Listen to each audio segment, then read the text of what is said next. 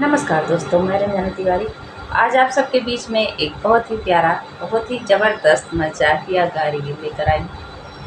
गीत बड़ा प्यारा है और मजाक से भरपूर है। एकदम नया है गीत, क्योंकि हमने खुद लिखा है इस गीत को और यूट्यूब पर पहली बार पड़ेगा। तो गीत को पूरा सुनना, लास्ट तक सुनना। जैसा होगा अपनी राय कमेंट के माध्यम से ज़रूर बताना कि गीत कैसा लगा। अगर अच्छा लगता है तो शेयर जरूर करिएगा। अपन बेहया पुतवा कुमार समाधि, अपन बेहया पुतवा कुमार समाधि, इनसे माड़ो नहीं लथैला चार समाधि, इनसे माड़ो नहीं लथैला चार समाधि, इनसे माड़ो नहीं लथैला चार समाधि, अपन बेहया पुतवा कुमार समाधि, अपन बेहया पुतवा कुमार समाधि, इनसे माड़ो नहीं लथैला चार समाधि, इनसे माड़ो नहीं लथैला चार समाधि। समधि खाइन पूरी मेहररुआ मिल कइन कतूरिन भे बीमार समाधि, भे बीमार समाधि, इनसे माड़ो नहीं लथैला चार समाधि, इनसे माड़ो नहीं लथैला चार समाधि।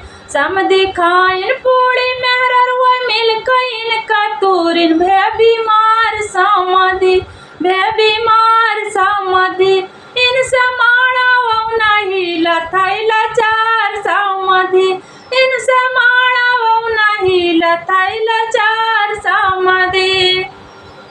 समधि खाइन बरिया मुँह जर के होइगा करिया भेला चार समाधि, भे बीमार समाधि, इनसे माड़ो नहीं लथैला चार समाधि, इनसे माड़ो नहीं लथैला चार समाधि।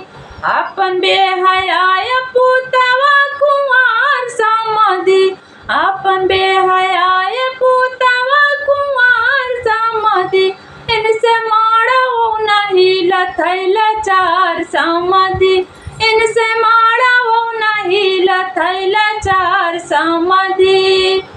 समधि खाइन धनिया इनके बहन लैगा बनिया भेला चार समाधि, भेला चार समाधि, इनसे माड़ो नहीं लथै बीमार समाधि, इनसे माड़ो नहीं लथै बीमार समाधि। समधि बेहया पुतवा कुमार समाधि, अपन बेहया पुतवा कुमार समाधि, इनसे माड़ो नहीं लथैला चार समाधि, हाय लाचार समाधि की बीमार समाधि, इनसे माड़ो नहीं लथैला चार समाधि, इनसे माड़ो नहीं लथैला चार समाधि। समधि खाइन भरुआ इनके बहन लैगा भड़ुआ भागोहार समाधि, भागोहार समाधि, इनसे माड़ो नहीं लथैला चार समाधि। और समधि खाइन भरुआ इनके बहन लैगा भड़ुआ भागोहार समाधि, भागोहार समाधि, इनसे माड़ो नहीं लथैला चार समाधि, इनसे माड़ो नहीं लथैला चार समाधि।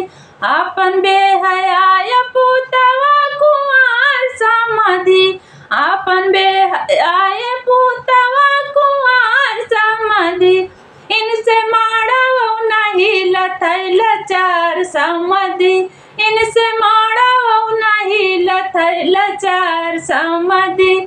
भेला चार समाधि की बीमार समाधि, भेला चार समाधि की बीमार समाधि, इनसे माड़ो नहीं लथैला चार समाधि, इनसे माड़ो नहीं लथैला चार समाधि।